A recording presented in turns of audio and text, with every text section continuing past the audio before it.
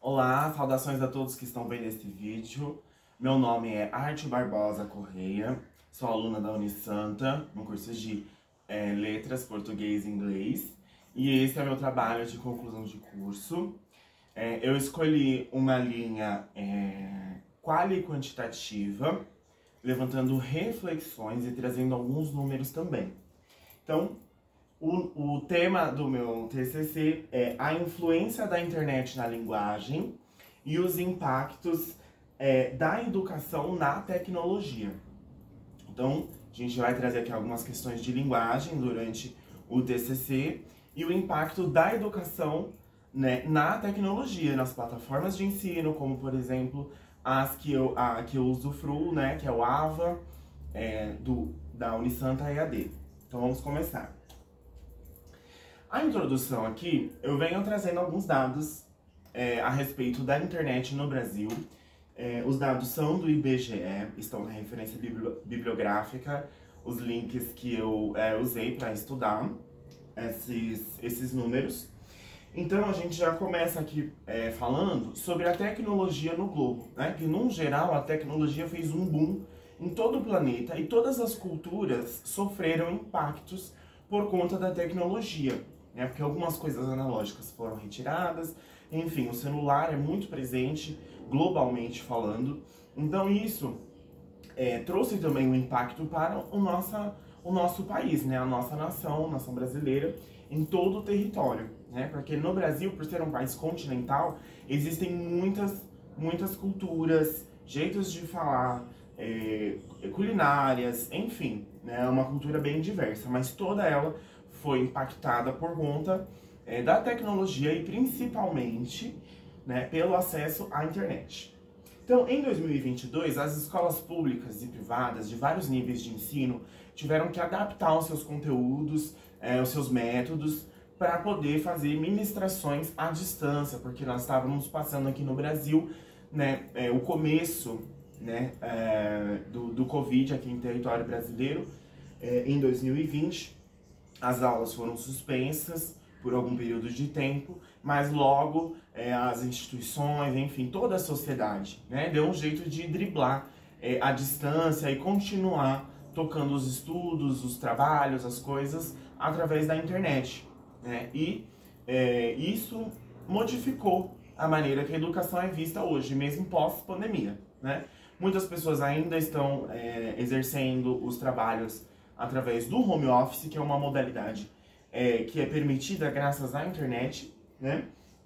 E o Brasil, né, que é o maior país do continente, no ano de 2022, né, praticamente aí 2 anos depois que o Covid chegou no Brasil, segundo o IBGE, 92% dos lares tiveram acesso à internet. Então, você pensar num país continental tão grande quanto o Brasil, e 92% dos lares terem acesso à internet, esse é um número, né, impressionante. Porque é muita gente mesmo, né?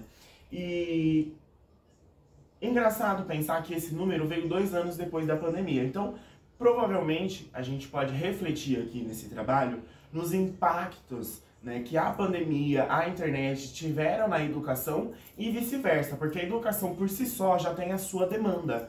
Então foram necessários desenvolver mais aparatos e tecnologias para comportar as classes online, a apresentação de TCC, enfim, existem vários tipos de cursos, né, tanto de escola quanto de universidades. Tudo isso passou por essa transformação. Em 2022 a gente teve esse auge aí de 92% dos lares terem acesso à internet. E muito disso a gente pode analisar, né, através do ensino à distância, que durante a pandemia foi muito forte. Né? Então, provavelmente, isso também deve ter influenciado para a internet entrar em todos os lares. Porque a internet no país tem 30 anos de existência, a internet entrou no país em 1994, né? Isso também está lá nas referências bibliográficas. Então, em 2024, marcam-se exatamente 30 anos da internet no solo brasileiro. E todo esse processo foi intensificado a partir da pandemia, quando a internet parou de ser, de fato, um artigo de luxo e passou a ser uma necessidade para que as pessoas continuassem exercendo suas profissões, seus estudos, mesmo durante a pandemia global da Covid-19. No ano de 2023, 88% das pessoas com 10 anos ou mais tiveram acesso à internet. E isso foi um recuo nos números, então os números só vinham crescendo. Mas em 2023 o número diminuiu, um ano depois desse auge de acesso à internet. E muito interessante aqui a questão da idade, que as crianças de 10 anos ou mais, né, crianças e adolescentes, o uso da internet de crianças e adolescentes disparou muito, e a pandemia também contribuiu para isso. Porém, em 2023 tivemos um recuo. Acredito, né, que foi mais na época que as coisas começaram a normalizar, e aí a gente precisou menos de usar a internet. E isso impactou também as crianças e os adolescentes, tá? Outra coisa aqui é essa reflexão que a introdução já traz. Que impacto a educação à distância teve nesses números de acesso à internet, né? E qual o impacto também do acesso à internet na educação? Vamos refletir. O objetivo geral desse TCC é observar a solidez da tecnologia já consolidada nos ambientes escolares. Como a tecnologia, gradativamente, principalmente a internet, foi sendo inserida nos planos de aulas, nos materiais das escolas. A gente vê escolas cada vez mais modernizadas. Aqui na Baixada Santista, a gente tem muito disso. Em Praia Grande, que é a cidade que eu resido, eu vejo muito a presença da tecnologia muito forte em escolas municipais, porém também vejo em escolas estaduais, um alto investimento. Isso é muito interessante. Então a gente contemplar essa solidez que já tem essa consolidação dos aparatos tecnológicos e da internet na educação, né? Em vários níveis, não somente em escolas, mas a gente vê também em universidades, cursos profissionalizantes, tudo que está envolto ali na educação e também na pedagogia. Porque algumas pessoas aqui, depois eu vou falar mais sobre isso, mas algumas pessoas que participaram da entrevista do TCC eram professores de dança ou de modalidades de música, e também foi inserido nesses tipos de educação o ensino à distância muito forte, tá? E entender também, nos objetivos específicos, as reflexões que a gente pode levantar a partir dos números que foram trazidos aqui. E a gente contemplar, de fato, essa transformação. Porque pessoas que nasceram nos anos 90, anos 80, anos 90, meio que cresceram junto com a internet. Então a forma que essas pessoas lidam com a internet é diferente das pessoas que já nasceram com acesso a muito mais tecnologia, internet, né? Então, até o modo de usufruir a internet determina como ela será. Então, alguns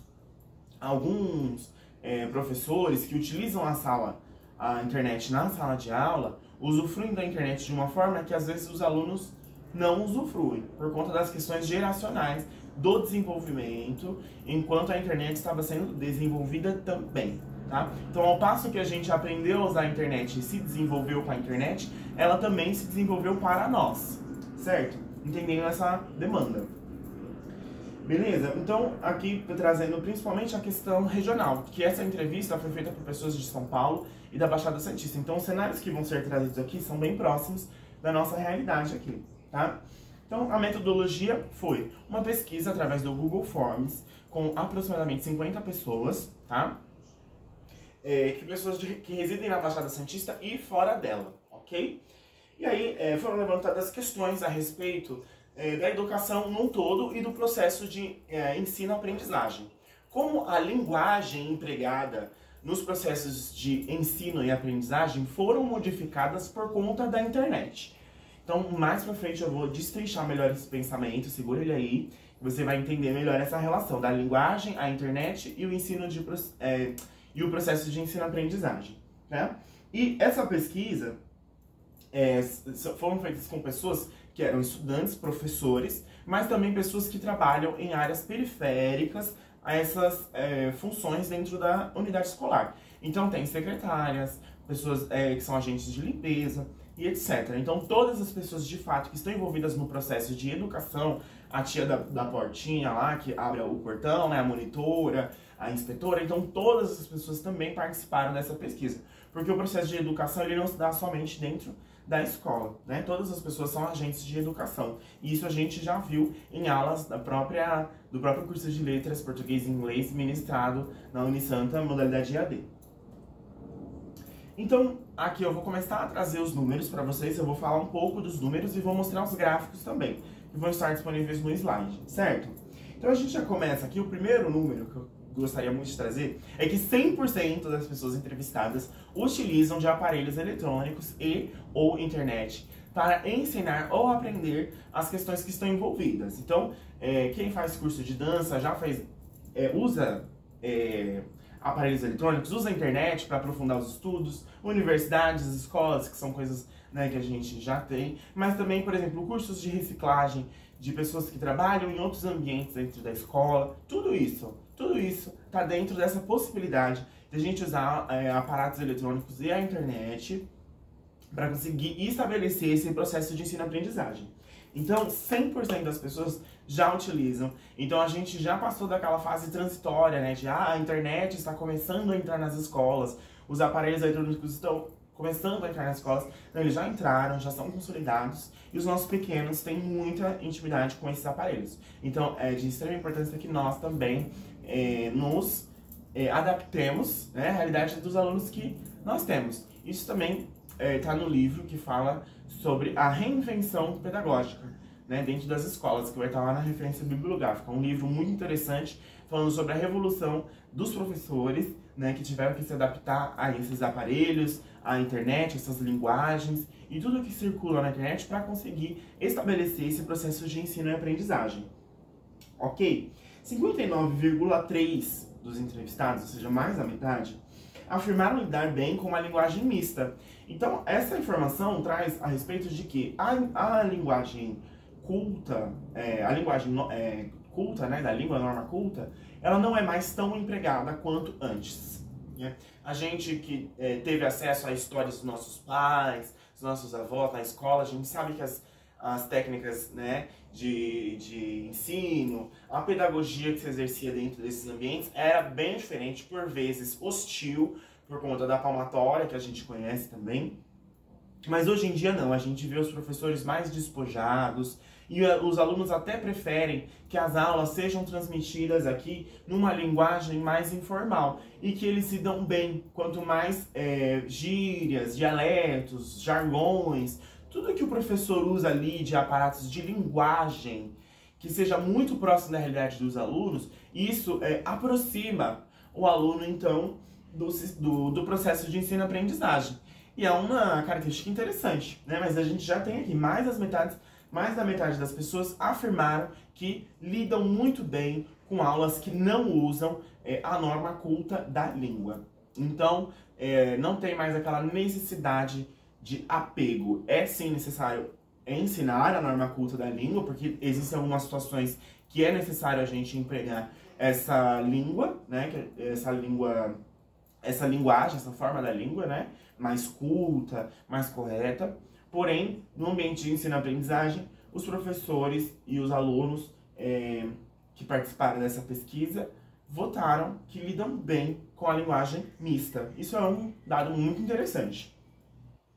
E os números evidenciam também que os professores, os educadores, eles aprendem muito com os seus alunos. Isso é 87% dos entrevistados que ensinam, que dão aula, são professores, monitores, inspetores, sentem que aprendem muito com os alunos. Então 87 é um número grande. Então aqui a gente vê um processo de ensino-aprendizagem que foge um pouco do que a gente visualiza de escola. Porque não é só os professores que ensinam. Os professores aprendem muito também. Hoje em dia, nossos alunos, as pessoas que a gente lidera, enfim, nos ensinam muito, principalmente no quesito tecnologia, né? Mas também, por exemplo, como hoje em dia, alguns conceitos de mensagem, de manter contato, né, de relações interpessoais mesmo e comunicação, foi transformado por conta da internet. Hoje você consegue estabelecer uma comunicação só com um emoji, só com um símbolo, né, ou uma figurinha do WhatsApp, enfim. Então, essas comunicações acontecem muito e os professores têm aprendido muito com isso. Porém, já os alunos já estão mais divididos, tá? Por dois grupos. O grupo 1, representado por 51% dos entrevistados, afirma que as suas habilidades são desenvolvidas durante as aulas. Então, 51% dos alunos se veem como protagonistas das aulas. Se a gente comparar com o número anterior que eu citei, sobre os professores sentirem que aprende e os alunos sentirem que suas habilidades são desenvolvidas na aula, então aqui a gente pode talvez contemplar um aspecto desse processo de ensino-aprendizagem, onde os alunos ensinam os professores, e os alunos são protagonistas das coisas que os professores também trazem para as aulas, tá? Mas o grupo 2, representado por 44% dos entrevistados, ainda sente que a aula segue um curso que não conversa com suas habilidades, e às vezes, em momentos oportunos, eles conseguem inserir as habilidades deles nas aulas. Então, ainda 44% é um número muito grande. Então, existe essa parcela de alunos que sentem que as suas habilidades não são contempladas na aula.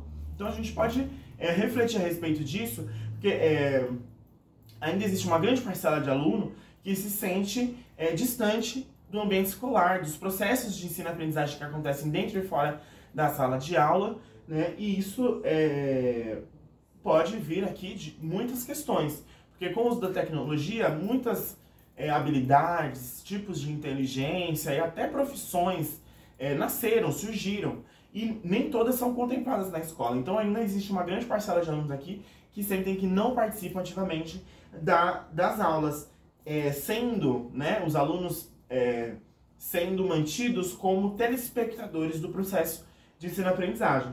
Então ele é um mero coadjuvante. Então 44% é um número alto, né? E esse modelo de aula a gente aprendeu também no curso de letras, que é um modelo um pouco antigo, onde o professor vinha, ele era todo o detentor do conhecimento e despejava aquele conhecimento nos alunos, e os alunos eram espectadores. Então é um número ainda muito alto.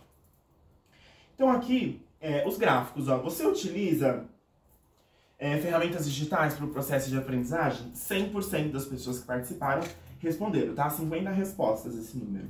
Aqui, ó, que linguagem mais aproxima você do assunto, né, durante o processo de ensino e aprendizagem. E aqui a maior parcela, que nós temos 59, votou por uma linguagem mista, que eles afirmam que recebem bem todas as variações da língua, sejam elas regionais, sociais, geracionais, gírias, etc. Isso acontece também porque com o processo da popularização da internet, muitas pessoas começaram a veicular a sua própria linguagem, da sua própria região. Então, às vezes, a gente não tinha acesso a uma certa região do norte que falava um português misturado com gírias locais e palavras do tupi, por exemplo.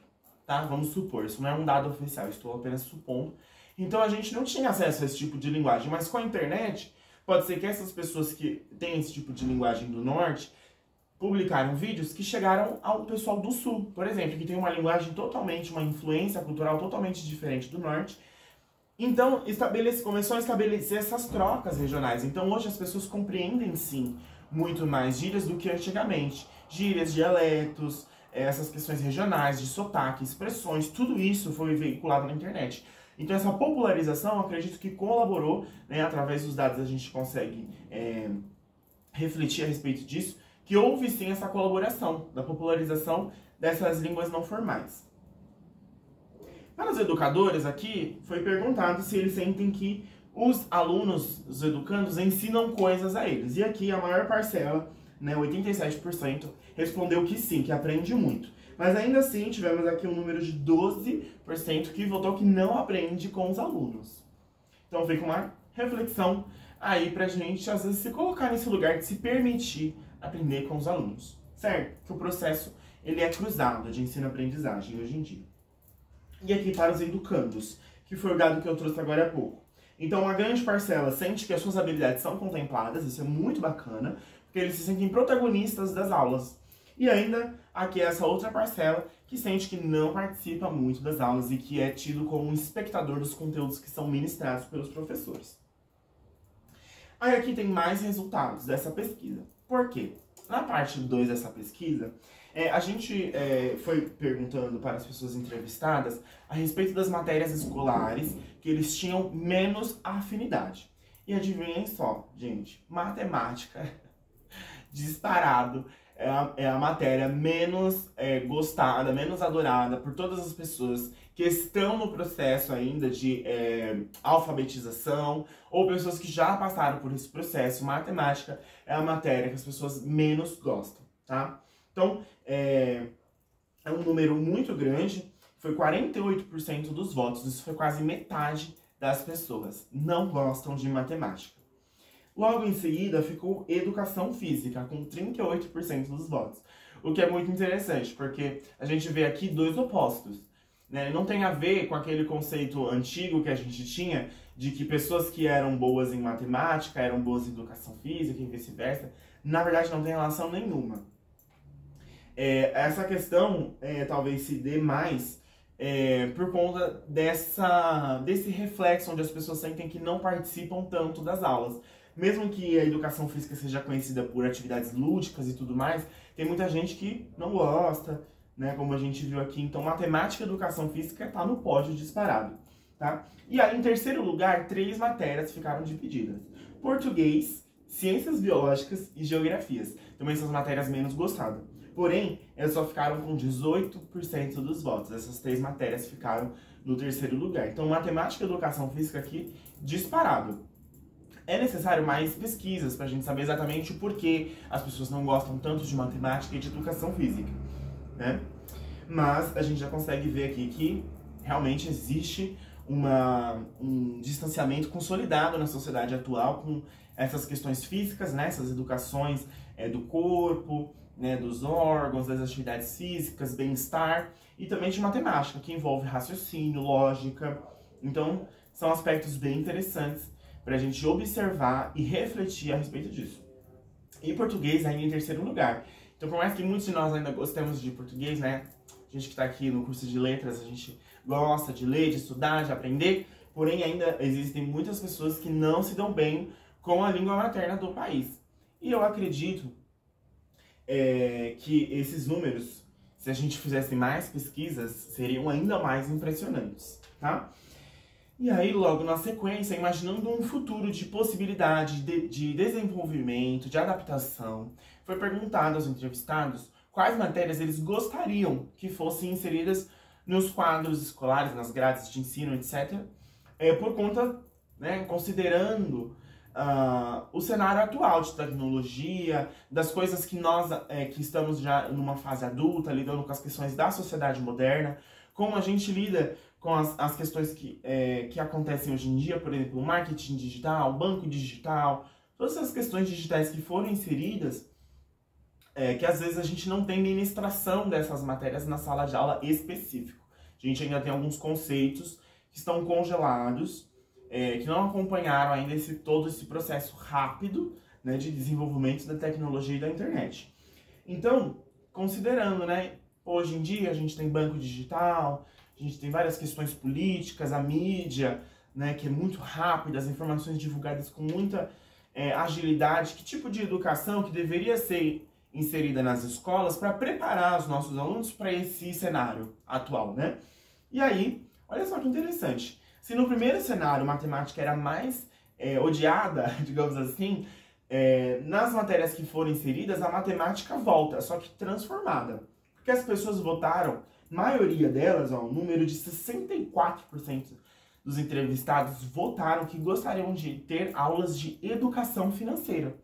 E o que é educação financeira se não a matemática aplicada? Então, olha que interessante. Talvez a matéria da matemática, da forma que está, precisasse passar por algum tipo de adaptação para preparar os alunos para essas questões de educação financeira, de investimento, banco digital e tudo que está relacionado, né, a isso, poupança, esses trâmites de banco que hoje em dia são cada vez mais online. Então a educação financeira está no pódio.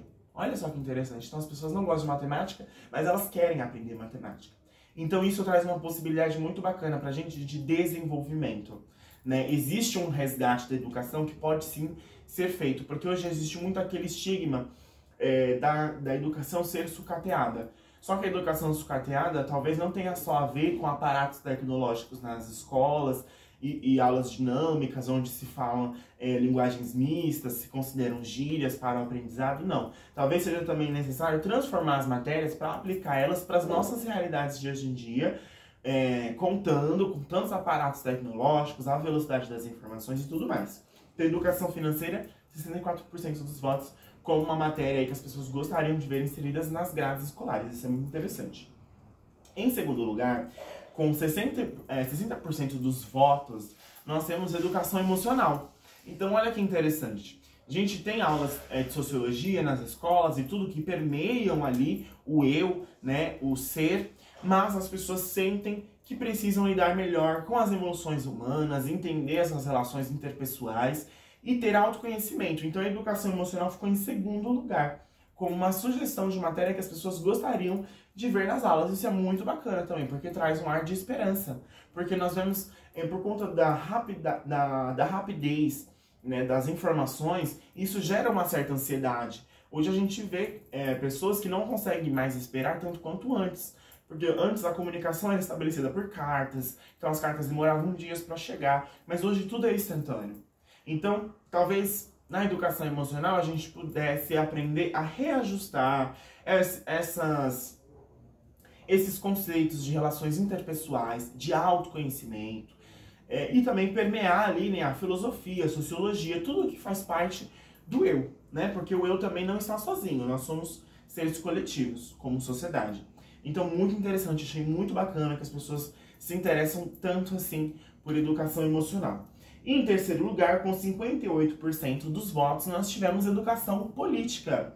Então a gente vê um brasileiro que está mais interessado em aprender de fato sobre a política e suas manifestações. E isso não tem a ver com geografias também? Então é como se o primeiro e o segundo cenário conversassem entre si, de matérias que talvez precisassem passar por algum tipo de repaginamento, de adaptação, para comportar essa nova geração que gosta de aprender sobre questões emocionais, questões financeiras e também sobre questões políticas. Então a gente vê no Brasil, principalmente por conta da pandemia também, houveram muitas manifestações, movimentações políticas, socioeconômicas. Então as pessoas querem aprender, as pessoas querem saber, isso é muito bacana. A gente pode imaginar essa possibilidade do despertar da nação brasileira, principalmente as pessoas que trabalham com educação, que é a chave para transformar todos esses cenários. As questões financeiras, que nós sabemos que no Brasil ainda existe muita desigualdade, essas questões emocionais, que tem a ver também com essas questões financeiras, porque o capitalismo assola muito o emocional das pessoas e é necessário ter um preparo melhor para lidar com todas essas questões e também as questões políticas. Entender o que são os movimentos, o que é a esquerda, o que é a direita, o que os políticos fazem, o que as decisões dos políticos influenciam no nosso consumo, no preço das coisas que nós pagamos aqui no nosso país, taxas. Então tudo isso as pessoas querem se aprofundar. E aqui o gráfico, ó. Esse gráfico maior de todos aqui é a matemática. Aqui nós temos a educação física e esses três aqui são português, ciências biológicas e geografias. E no segundo aqui, ó, as mais desejadas. A primeira de tudo, educação financeira. Em segundo lugar, educação emocional. E aqui, educação política, que as pessoas sentem de aprender. Então, as considerações finais de todos esses números que nós vemos é que a tecnologia influenciou diretamente na linguagem, no processo de ensino e aprendizagem, e a internet também impactou essa comunicação, aluno e professor. E a própria educação, como se faz hoje, com tantas informações, com tanta agilidade, influenciou para que nós tivéssemos também, depois da pandemia, cada vez mais recursos, plataformas de ensino e aprendizagem. Então a educação dominou também esse lugar virtual, digital, né? Então muito interessante a gente perceber que a internet não é só para desinformação. Desculpa, como tem esse estigma, né? Na internet só tem besteira, a internet é muito perigosa para os nossos jovens. A internet tem questões, sim, realmente, tem muitas questões, é perigoso divulgar informações e etc. Mas também há muita possibilidade de aprendizado. E a linguagem tem se transformado muito também por conta da internet. Então existe essa relação que está cada vez mais estreita e também tem transformado né, a questão comportamental, tanto dos professores quanto dos alunos. E aí gera a necessidade de adaptar matérias para esses alunos, para esses professores, os aparatos tecnológicos envolvidos, a internet, tudo isso tem se condensado cada vez mais e se tornado uma coisa só. São vários conceitos diferentes, mas que combinados possuem uma potência maior de expansão do conhecimento e, de certa forma, da mistura, né, da popularização de culturas, dialetos, gírias, expressões, né, tudo isso está muito manifestado, esses reflexos da nossa sociedade se manifesta muito no mundo virtual, tá? Então, a gente entende aqui como também existem visões opostas complementares de uma mesma visão. Quando ainda existem professores que sentem que aprendem muito com seus alunos, mas ainda existe uma grande parcela de alunos que não sentem que suas habilidades são contempladas. Então existem diálogos, coisas que foram levantadas aqui que servem para nossa reflexão, para nossa compreensão, né, de um cenário educacional cada vez mais transformador, né, e que se transforma a cada momento, graças à instantaneidade da internet, tá? E essas informações, elas são provenientes de uma certa região, um número limitado de pessoas. Então, tudo aqui que foi trazido para a gente refletir não são sentenças, não são coisas que determinam comportamentos nem nada, mas são reflexos que a gente pode sim usar para refletir, para pensar a respeito do formato da educação atualmente, principalmente na região da Baixada Santista, porque a maioria das pessoas que responderam o questionário são sim da Baixada Santista, então é um cenário próximo. Então isso é muito bacana, faz a gente refletir, pensar e visualizar também com esperança um futuro melhor, tanto para nós, agentes de educação, quanto para os nossos alunos, pessoas que aprendem conosco, a respeito de novas matérias, novos interesses que as pessoas têm para desenvolver suas capacidades psíquicas, suas faculdades de linguagem e todo esse mundo fascinante, né, da internet, da tecnologia, da linguagem, da fala, né, das questões regionais, geracionais. Então são variantes lindas e graças à internet elas têm colaborado cada vez mais para um desenvolvimento, para uma expansão da compreensão, tanto de nós como professores, dos nossos alunos, e tudo isso através desses aparelhos tecnológicos e da internet que a gente tem usado para estabelecer esses processos de ensino-aprendizagem. E a gente vê também que o professor, mais do que nunca, aprende muito com os seus alunos. Acredito que tanto questões de aparatos e tudo mais, mas também questões interpessoais, porque a nova geração já tem um outro comportamento, uma outra visão a respeito de tecnologia, celular, diferente de nós, né? Não vou falar a minha idade, mas de nós que acompanhamos a internet ser desenvolvida, o celular ser desenvolvido, né? O celular que antes só tinha uma cor na tela, né? O telefone a tela era toda azul ou toda amarela, e hoje nós temos celulares com cores, com vibrações, com sons e tudo mais.